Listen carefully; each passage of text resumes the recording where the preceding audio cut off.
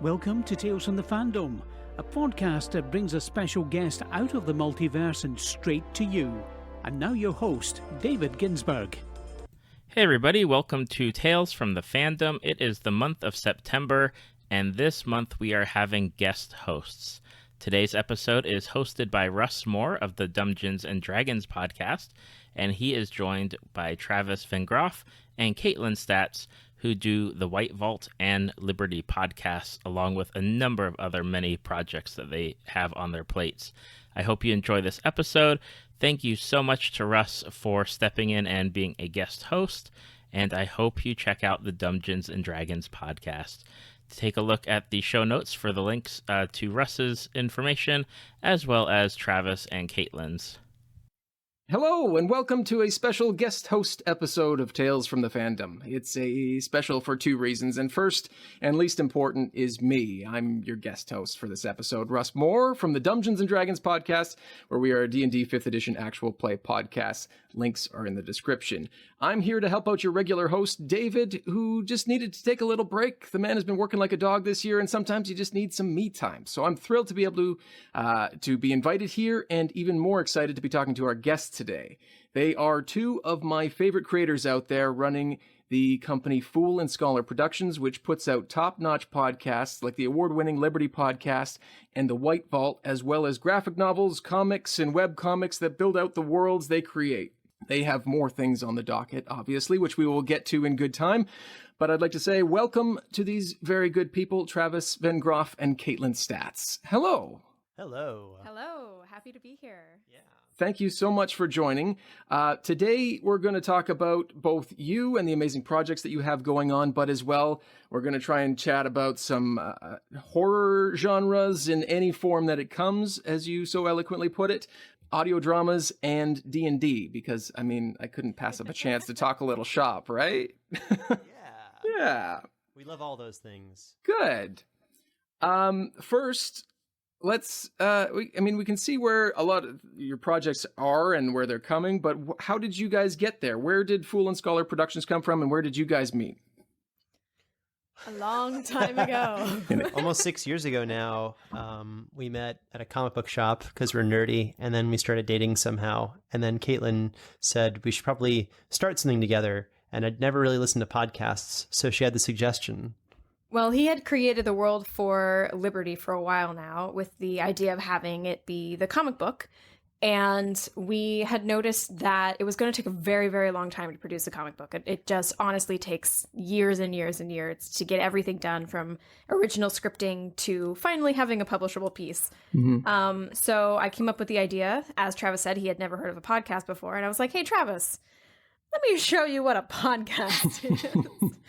And then I said, I think with the world that you've created and with, I'm going to say this kind of annoyingly, but my ability to write, we can create an audio drama and get people interested in the world of Liberty. And it all started in our tiny flat in Oxford. And from there, we've created the shows so far, and it's just grown and taken over our lives.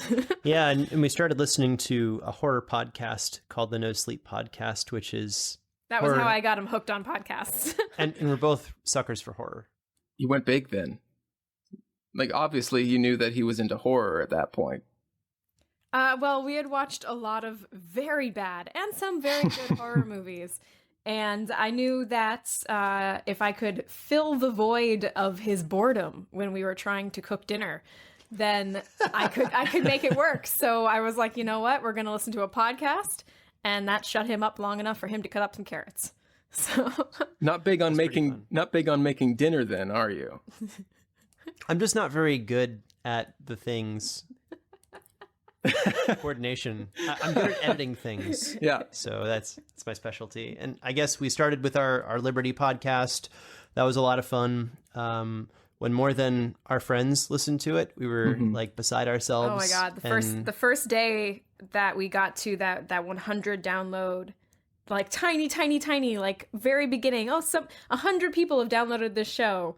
We were floored. And now our shows get hundreds of thousands of downloads, and we're we look at each other like, how did this happen? What have we done? It's a terrible thing. This train, we can't stop it now. Yeah. We're doing so much now. Like we've got, we started another show. Kaitlin had an idea for a horror podcast, The White Vault, which is on Earth, and we've been doing that for On Earth. Clarification, not sci-fi on another planet. It's good to specify, yeah. Yeah. But we've been working on that and a few other one-offs, which I guess one of them we're performing live in August, and it's already been performed in London, which is kind of crazy. It's a comedy, a horror comedy. It's got horror themes, but it's totally horror-themed comedy, totally a comedy about Ghost. Oh, that sounds exciting. Yeah. So it's... Sorry, go ahead.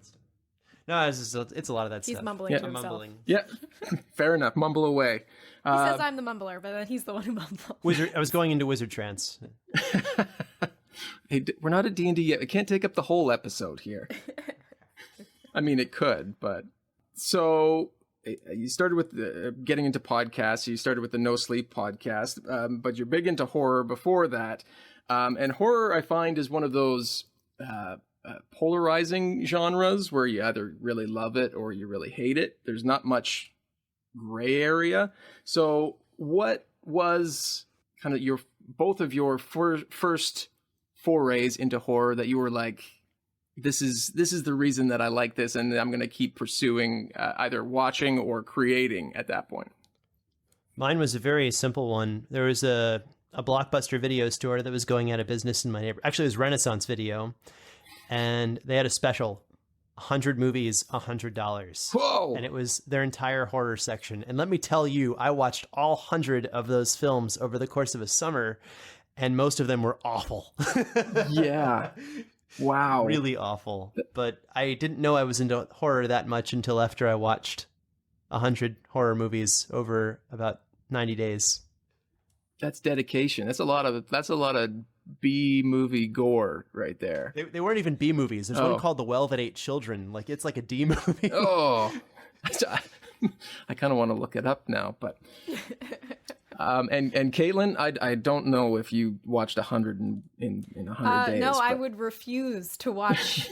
I would refuse to spend the precious moments of my life trying to watch that many horror movies that don't really stand up to.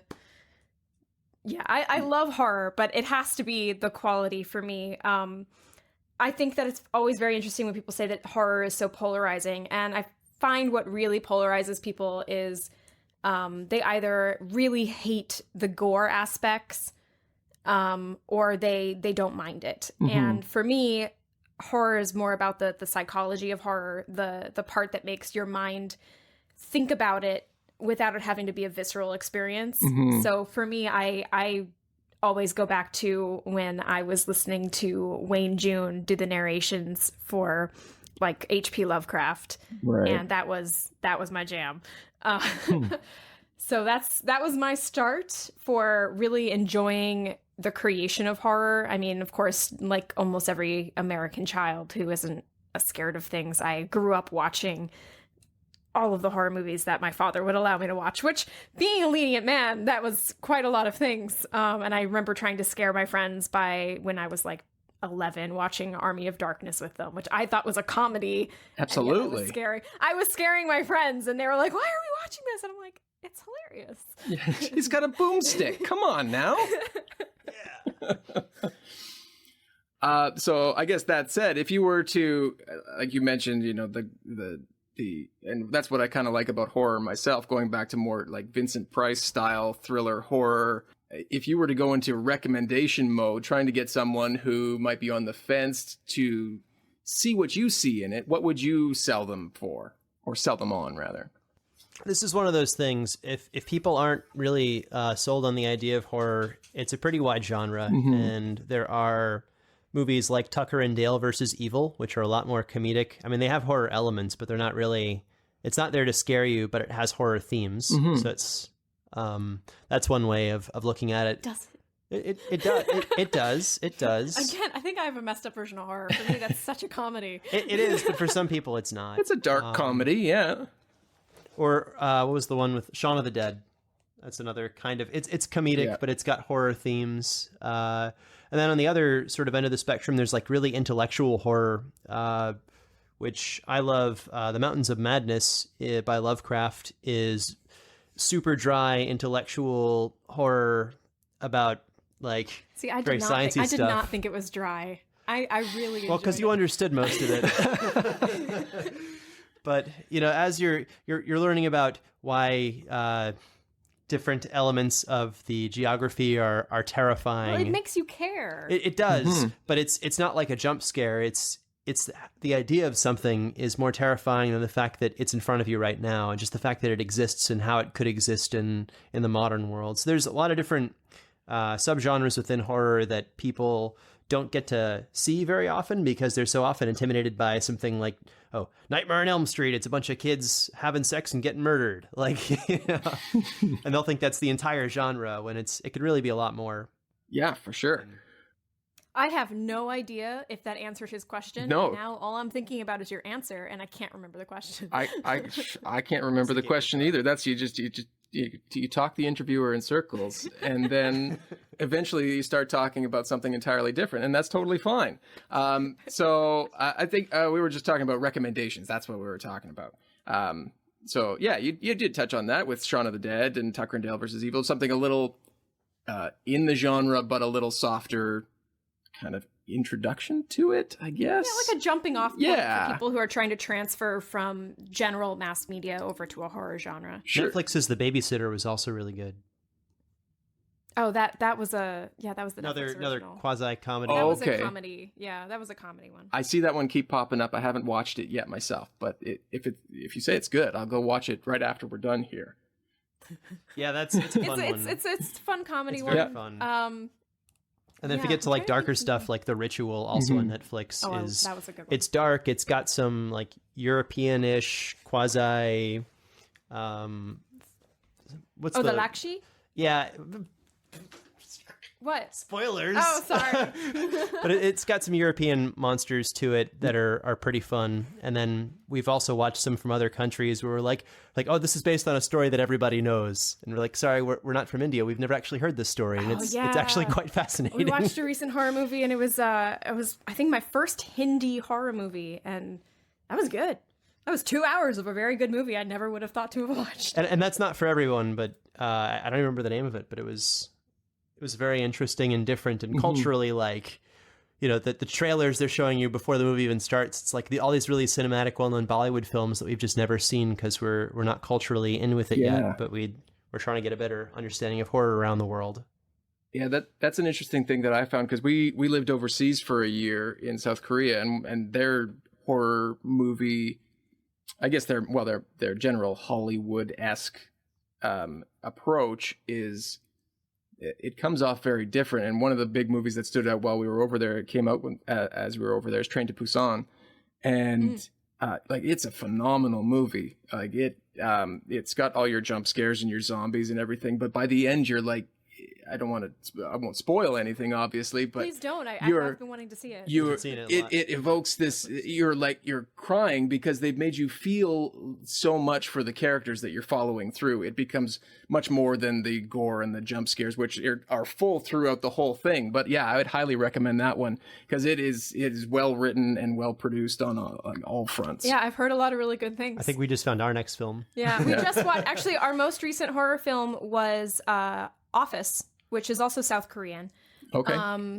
And I went into that with a completely different expectation than what we ended up getting out of it. But it was such a good film. We were enthralled through the whole thing. Again, it was interesting to see that they treat horror movies with such a different viewpoint than American creators, to the point where you have a dramatic horror movie that can be about 2 hours long, and it's engrossing through the entire thing. Definitely. Yeah. So yeah, Train to Busan. I have been wanting to see that. I've told you twice. I was like, do we have 2 hours to devote to a movie tonight? Absolutely. You should stop driving 6 hours and then go watch Train to Busan. Oh wait, you told him about the 6 hour drive today? A 6 hour drive. Where are you driving for 6 hours? Just Orlando and back. That's the traffic that gets you. It should be a 4 hour drive, but there's always accidents. Right. Okay, we've been talking about that. Going from movies to podcasts in the audio drama format. You mentioned No Sleep Podcast, and I mean, you have your own podcast. Are there any others that you kind of clump in the same, that you view in the same light as those movies we've been talking about? So the instant you say that, Travis pulls out his phone and he opens up his app, because we honestly listen to so many podcasts that the idea of having to store all of that information is just impossible. But specifically, if we talk about horror, again, there's such a wide variety of people who consider themselves horror, and that's fine, because there's people who are more comedy horror, people who are lighter dramatic horror, more murder mystery. Then there's the people who are world devastating horror. Yeah. I particularly liked The Phenomenon, which is more of a overarching world-changing sort of horror. Okay. That one, very, very enjoyable, very new. Came out, I think, last year. It started late last year. Right. Yeah, that's accurate. Yeah, that one stands out to me alongside the No Sleep podcast, just because I love the anthology series for No Sleep. It's just, even if one story doesn't tickle your fancy, the next one might be exactly what you're looking for when it comes to horror. And they have such great cast.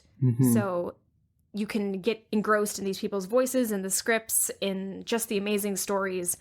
And they've really grown over the last, I think, 7 years or so. It's just been amazing.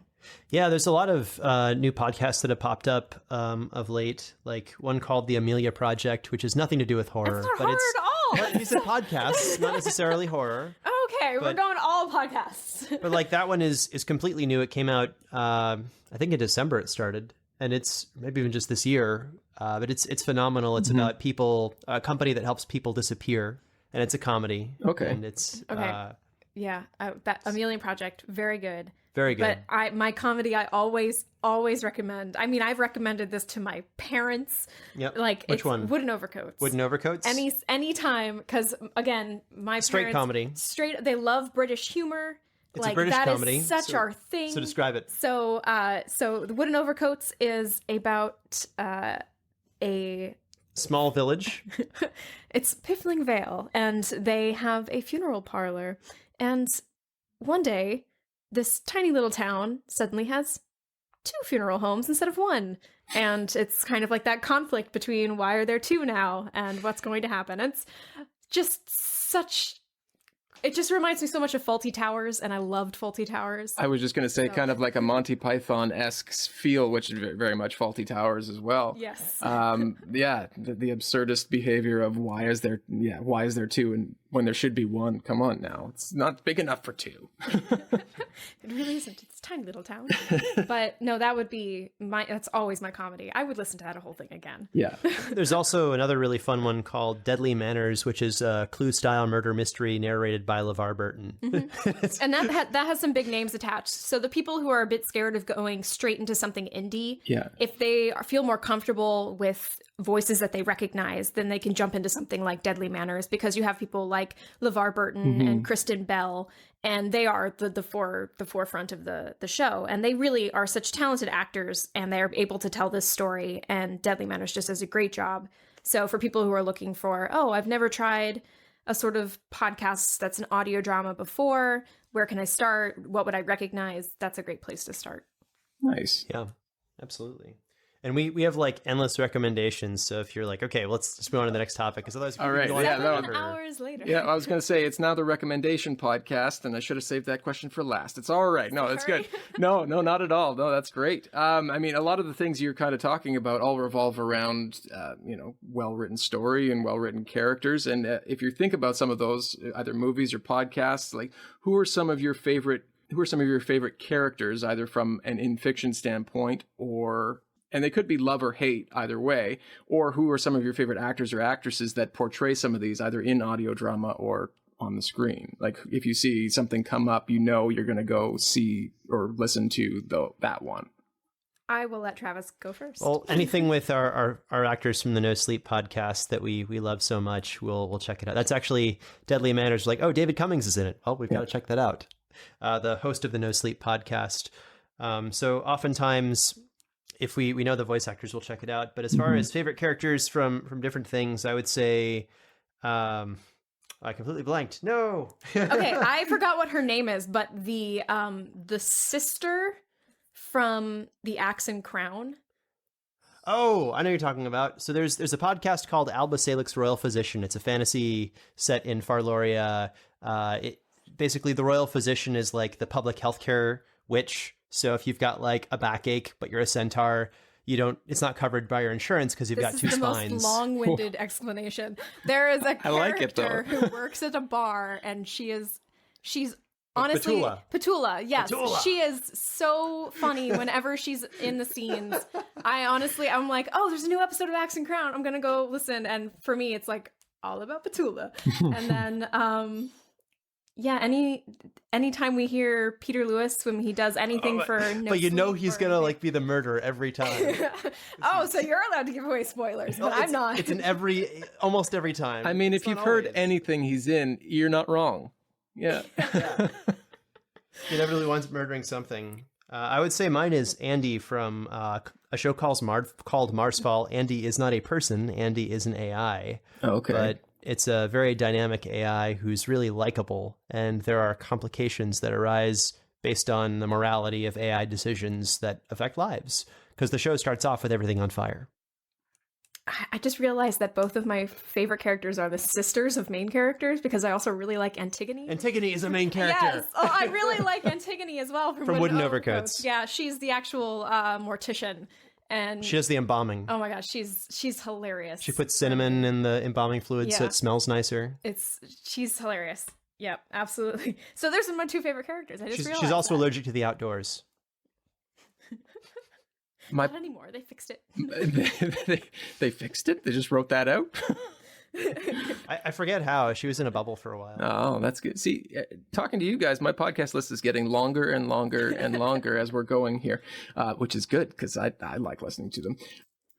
For your 6-hour car drive. For my 6-hour car drive, my commute's only 20 minutes. I gotta listen. I gotta have dedicated listening time. So let's talk about your podcast. They all kind of fall under... Well, they all do, not kind of. They all fall under the audio drama umbrella, but each are different in and of themselves. And as we've been talking here, you find that you have your one-off stories, which are kind of reminiscent of the No Sleep. So I kind of see where you're coming with that one, with the Liberty, the longer form narrative of the White Vault. And then you also have audio drama, tabletop RPG hybrid within the Liberty as well. And I mean, the former are more alike than the latter. So why jump into something more based within the tabletop RPG world, which some see as a different genre in and of itself? Okay, so I think we're starting on Liberty Vigilance. Yeah, that's our TTRPG hybrid. Yes. So we had created this entire world for Liberty. Travis had been working on it for years and years, and then I swooped in and made it better. I helped create structure. Sometimes you just get too close to it. You need somebody else to see, right? Yeah. We needed to put a little science in that science fiction. Yeah. So we had spent so long creating this incredibly detailed world, and we had people who really enjoyed all of the little details that they were picking up in Liberty Critical Research and Liberty Tales from the Tower, and then the comic book that they could read, and they loved the visual aspects and the cultural aspects and what the Fringe was like, what the Inner City was like. And at that point, Travis had already been working on the Liberty After system, which was a way for people to play the game or play a game set in our world, to play a version of Dungeons and Dragons or a D20 tabletop game set in Atreus. And we wanted to showcase that it was entirely possible so that people could really experience something that they had spent so much time already listening to, that they wanted more, and we wanted to give them as much as we possibly could. And there's so much in that game now that people can read the history of the world, and they can literally dive in. And some people enjoy the heck out of that stuff because they're nerds just like us. We created it. We spent hours and hours creating it. And then we got to the point where we were like, let's showcase that we love this stuff, and let's showcase what we think a a real life like D20 role playing podcast can look like if we put our experience behind it.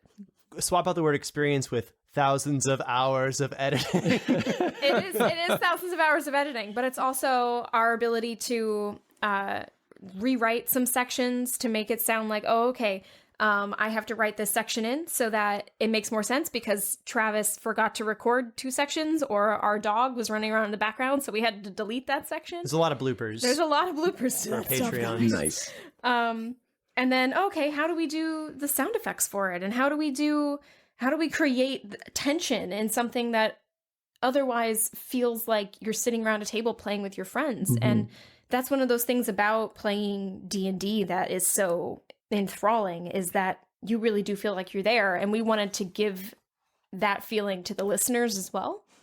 We also didn't want it to be too jarring to the people who've been listening to our podcasts. So the idea of all the type editing and swapping out my voice with anyone else and everyone else possible for all the NPCs and where non-player characters are replaced with voice actors, and the GM, my voice, was replaced with Wayne June because he graciously volunteered to be a part of the project. So that was to try and get people who listen to our podcast to feel less like they were in a completely different genre of podcast. Because there's some people who are very comfortable listening to a live play. And then there are some people who are very comfortable listening to an audio drama. And we would like to see this as the bridge that can help people move over from one genre to the next, and kind of take it as a stepping stone in one direction. Or twice, either direction. Both is fine. directions. Yeah. I mean, I've noticed the TTRPG community is amazing. I've fallen into it in the last maybe 4 months, 3 months, and really like started meeting people, and it's really accepting, and it's an amazing, beautiful community.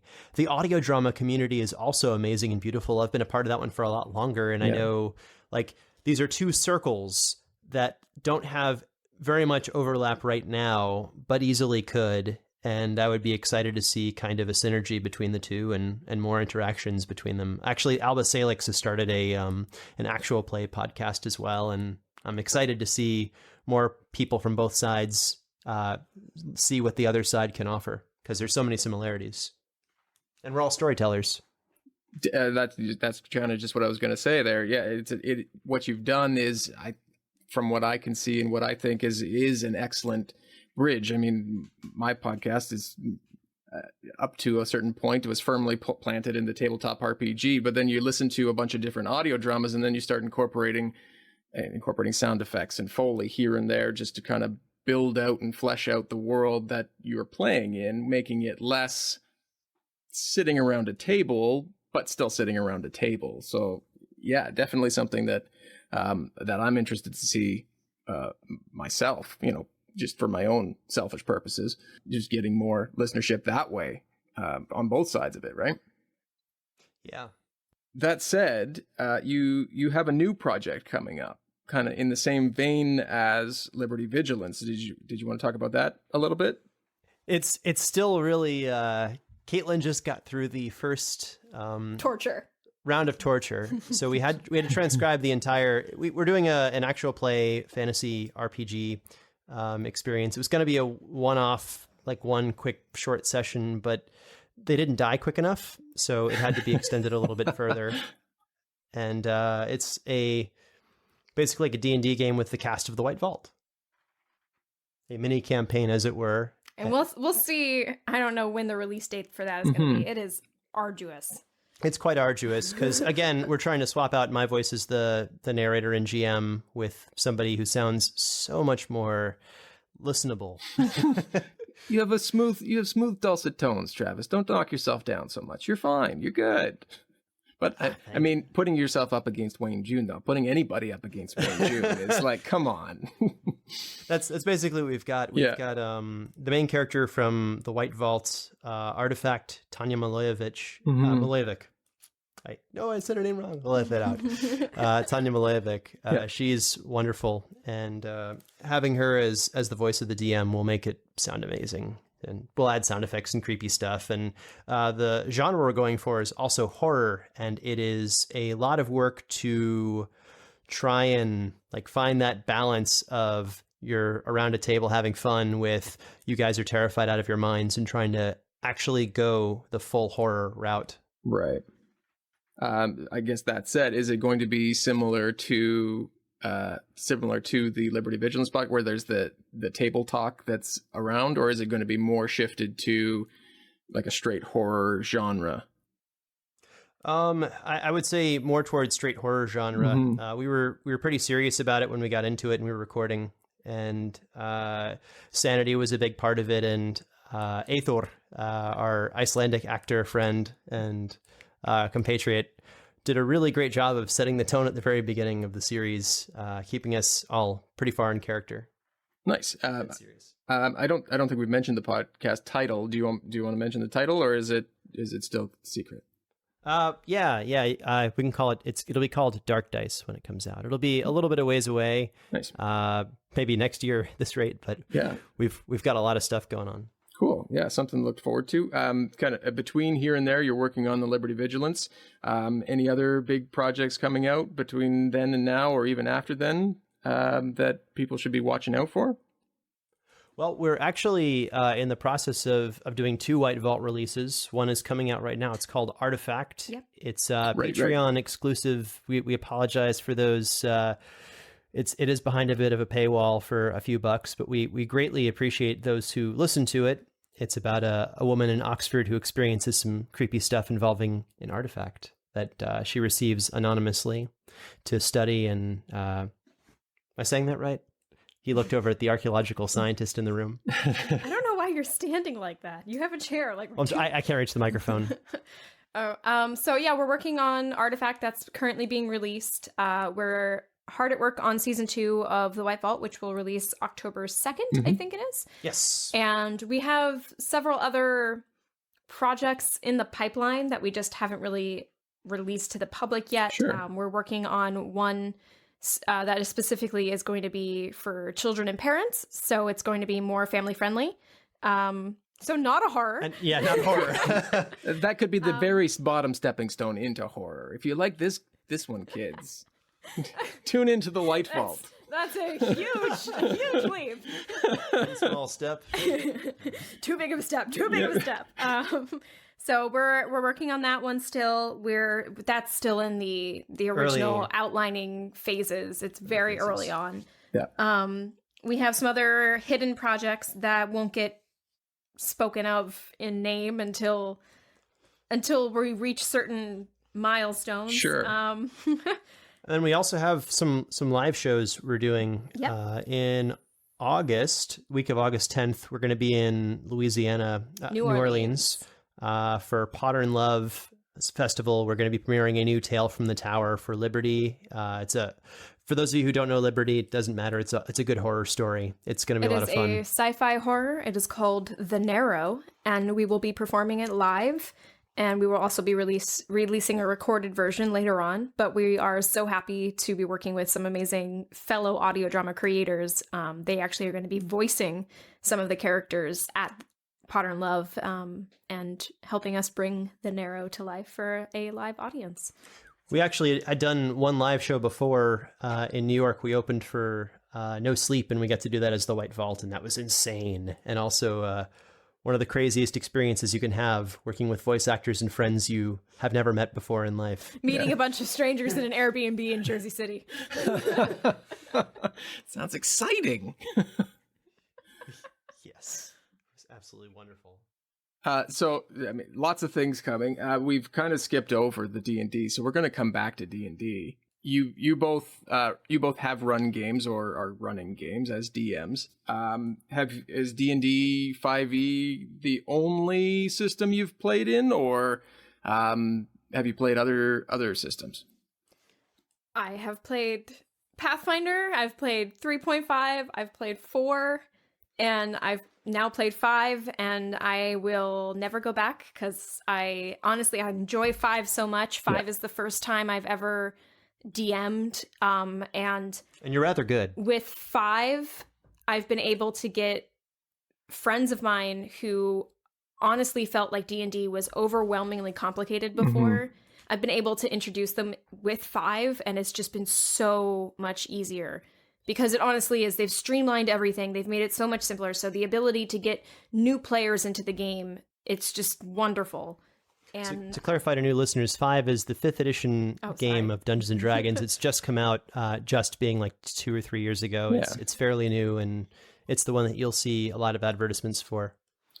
And it's one that a lot of tabletop RPG podcasts and actual play podcasts are actually running, and it's Critical Role and all the major Adventure Zone, all those. That's what they started with. At least some of them have gone on to other things, but that's why I love 5e as well, just because it is so accessible, and there are so many different examples of it now. Even as it came out. Just people jumping on to what it can provide and what it can give to a system and allow, without having to do university style calculus math to be able to figure out if you hit that orc or not, right? Yeah, that was a big issue for previous editions, and for me, it was a big issue for Pathfinder. I've played quite a few different systems. Starting with 3.0, jumping into GURPS and other dark names I won't repeat here, like D20 Modern. But I've thankfully found and fallen in love with 5th as well, for the same reasons that Kaitlin said. Yeah, for sure. And it goes to show that you created a system in and of your own world within the 5e boundaries. What was that like, putting that system together, and how long did that whole project, kind of from initial concept to releasing it, take you? Initial concept, I actually had stolen a lot of D20 Modern stuff using the open gaming license, and I was just going to release it like that, as just a D20 Modern expansion. And then I realized that, 5th had come out, and then I was like, oh my gosh, these rules are so much better. So total rehaul. It was a mess. There was a point where, looking at all of the documents he had put together, it was an incoherent babble. Well, I understood it. No sense. Well, that doesn't help anybody. Doesn't help anyone else. Nobody can play in a game like that. And when 5th edition came out and we were looking through everything, and then we were looking through... I read the book cover to cover. Yeah, and I'm like, he still does. Yeah. Like, I can't get this boy to go to a freaking library and rent a novel, but there's like 12... D&D books next to the bed, and he's like, all of them. Have you read this most recent thing? And I'm like, no, I'm reading my novel, leave me alone. But these rules, they're so pure and perfect and simple. I love the rules. But I've somehow become this super rules nut for 5th ed D&D, and then like we were playing, I tried to start Neverwinter Nights 2 last night. It's like, oh, this is in 3rd. The rules are so convoluted. Thank God there's a computer to take care of it for us all. But still, I must convert everything now. Yes. But no, it was a long time. It's been I remember the first time he put together the documents for Liberty After, and it really was a mess.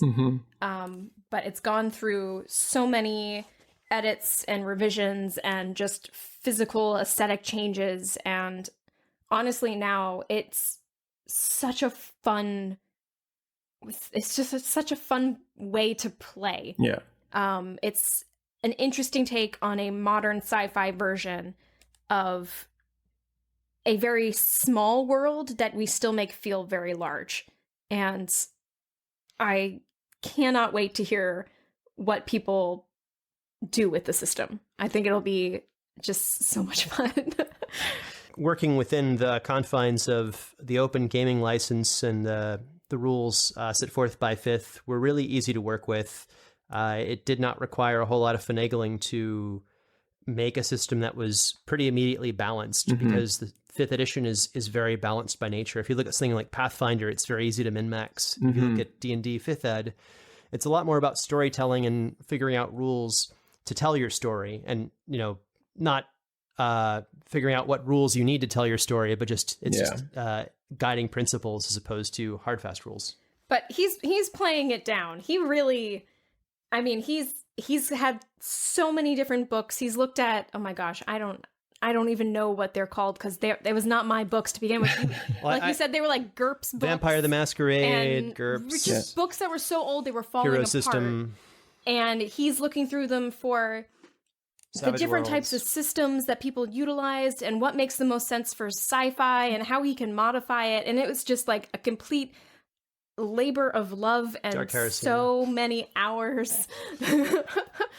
And it's just been really great to see it all come together because Travis has created such a great world. So. And I donated like all of those books right after 5th came out. I don't need these anymore. Don't.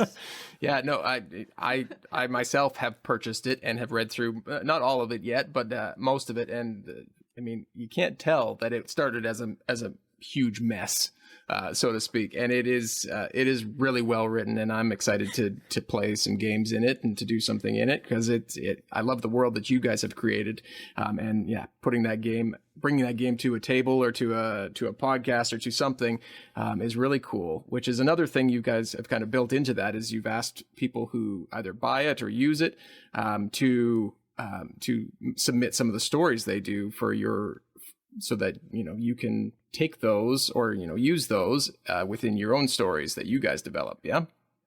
The idea of interactivity and having people who are interested in liberty becoming part of the expanding universe has always been a mission of mine, and we've gotten to use that a few times, actually, even in the first comic that came out. And it's always interesting to see again what other people will do, because even though we've created the world, we're only two minds, and we're only going to have our way of looking at something. So to see what other people see when they read through everything, and I know that my version of like Neverwinter is never going to be the same as Travis's version of Neverwinter. So it's kind of like, okay, who's going to be looking at Atreus in a different way than we look at it, and what is their story going to look like? And in a few months, we'll also have a largely expanded enemies section with we're working on it. some fun monsters from maybe Tales from the Tower stories. Cool. I'm looking forward to that too. One thing I did find while I was kind of just poking around on the internet and researching both of you is that, Kaitlin, you do some pretty amazing fantasy cartography and illustrations, I just want to say. Thank you. I try. You succeed. How long have you been doing? I mean, it looks like you've been doing it for a while. Like, it looks like you're a professional doing them, obviously. But what got you into creating maps and that sort of thing? The first map I ever made was not fantasy. The first map I ever created was actually a Mahler map conversion for an archaeological site in Central America. And two different types of maps. Mahler happens to be a type of map, not a location. Okay. And at that point, it's a lot of work, which is, of course, like there are professional cartographers out there who create maps that are entirely accurate, and it's wonderful. And I was thinking to myself, I loved creating the map, but I wanted to know if there was a more artistic way of doing that. And I realized that I love telling stories. I love things like D&D. I wanted to be able to put fiction into the map making that I did. And I started creating these fictional maps because I honestly felt like I could. And once I started doing it, I was crappy at it. And I worked at it. And eventually I got to the point where I was like, you know what? This looks pretty good. And a few other people thought so too, and it grew from there. I know that's like the worst origin story. No, I like it.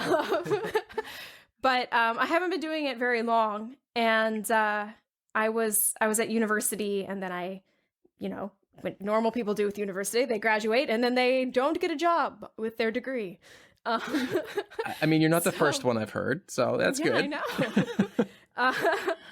And so I started doing illustrations. And I had been doing just general artistic illustrations for a while, but my maps really took off. And so I now focus mostly on the maps. Although currently, because we are trying to sell our house, my studio has been filled with packing boxes and unusable for about 4 months now. So I've been focusing 100% on podcasting and writing recently because of the inability to have space that isn't filled with cardboard. Moving sucks, doesn't it? It does. Don't mind it. I just wish we could sell the house. Yeah. Get the moving section started. We want to be on the cool coast. Right, yeah, because you guys are going East Coast to West Coast. You're going, well, it doesn't matter where you're going, but yeah, you're coming west, aren't you? Yep. The way of the Oregon Trail. And any particular reason you decided to make that move? Because Travis won't let me move back to Europe. Well, I need to be in America for work purposes. Fair enough, yeah. But no, I mean that the fact I've been talking to Travis a little bit about that that move, and that puts you closer to us. So I mean, there's podcast crossover opportunities there. There's so many amazing people out in the Pacific Northwest. Honestly, we even have people who have offered, once we move into a house near Portland, they're like, "Oh, while you're moving and don't have a kitchen, I'll bring you food." And I'm like, We'll accept that. Yeah. Yes, bring us food. Random podcast person on the internet, please. We trust your cooking skills. Yeah. You make podcasts well. Do you cook better than Travis? Yes? Okay. That's not a high bar. So they pick up some burgers on the way. That's all that needs to happen? Maybe a little. As long as they're vegan, we're good. Oh, okay, perfect. Fair enough. Yep. Yeah. She said she would. She said she had friends and that she would try. And that's what counts. Yep. If I don't have to cook it and I can still eat it, I'm happy. It's settled. They're moving out west. If you can give them some food, find them, they'll need it. Actually, it's kind of cute. We were stuck out there. We went out there for a convention, and there was a hurricane. We couldn't get back home to Florida, and we were stuck there for a week. And we're like, "Wow, this place is really awesome." Yeah. Why do we live in Florida? Our Florida. I've never liked living here. Mm-hmm. I just pointing that out because Travis knows this. I've never liked living here. I only live here because of this stupid man that I married. Brilliant fool. And we were trying to find the compromise for where it is in the United States that we would want to be, and that kind of ended up being the place, and we're very excited. We just need to sell the house we're currently sitting in right now doing this recording, and then get all of our stuff in a truck and get going. And Portland's dreary weather also reminds her a lot of England, which is like perfect. We love the rain and we love the gloom. Gray and I want to go home, but you won't let me. Just need gray and rain. That's all. That's pretty much clouds, rain, and tea. And tea. Well, there's tea everywhere you go, but I don't know if it's the same kind of tea. Come on up to Edmonton. We got tea. We would not mind visiting at all. Anytime, you are more than welcome. You mentioned you were stuck doing a convention. You do a lot of conventions. I know we're trying to maybe getting close to wrapping up here, but what is your favorite convention that you have been to? I know you guys kind of visit it as a vendor, which is probably a different experience than visiting it just going as a fan. But is there anyone that stands out to you as a better one to visit, or ones? There's so many genres of convention, but I would say one of the ones I enjoyed the most, even as a vendor, PodCon, if I'm saying this right. Yes, PodCon in Washington State at the Convention Center usually happens, I think, in December. It's happening again this year. We'll be there again this year. Is it? Because nobody has any information on Well, that. they haven't announced it yet. They haven't announced it yet. It's gonna happen. I'm sure it's gotta happen again because it was a lot of fun. It was a blast. A lot of podcast creators that I'd again only met on the internet, only listened to their shows and love their works. And I got to meet like the Bright Sessions people, and I got to meet the Ars Paradoxica people and Alba Salix creators and people I'd actually collaborated with and done voice work with for years. Yeah, and it's like, oh, Zoe. So it was a lot of fun meeting everybody, and it was a really cool community building experience that I don't think many of us had experienced prior to that day, living in our insular lives. Nice. Well, I hope they do announce it. The Green Brothers and the McElroys need to get on that because they seem to make things happen. But yeah, no, that's great. So yeah, I will wrap things up. I'll turn it back over to both of you. Just let us know where listeners can find more about you and the various projects you have going on. You can find out more about The White Vault by going to thewhitevault.com. And you can follow us on Twitter and Instagram and Facebook. We release a lot of really cool graphics to go along with our shows, and We honestly spend a lot of time reaching out to people, and we love hearing from you. So if you enjoy the White Vault, feel free to reach out to us. And then for Liberty, I'll pass it back over to Travis. For Liberty, you can find us at libertyendures.com, where we have a free webcomic every Wednesday. And we also have our podcasts go up there as well. Facebook pages are also Liberty Endures. And oddly enough, our Twitter is Atrius Endures. Because he did not know how social media worked when he started. So that's okay. We've learned since then. We've all been there. David will put all the links down in the description below so that everybody can find everything. They don't have to scratch it down on the loose napkin or anything like that. Thank you so much for joining me here today. You both are amazing and talented people, Kaitlin and Travis. Yeah, thank you for making the time to chat with me and making Thank you for inviting us to talk about being nerdy and just enjoying audio drama podcasting and D&D. And my pleasure to hear your voice and actually get to interact with it and not be editing it for a few seconds. Anytime you need a call, if I've just not done a good read on something, just give me a call and it'll be fine. You're always perfect every time. I don't know about that. I sent you the best of the best. I had 15 minutes to get 3 takes, so. Well, they're wonderful. Wonderful. Yes, thank you both. Thank you for listening to Tales from the Fandom. Subscribe to us on iTunes or your podcast app of choice. Follow us on Facebook at www.facebook.com/Tales from the Fandom to see photos, links, leave feedback, and check out upcoming guests. If you'd like to be a guest, email David at talesfromthefandom@gmail.com.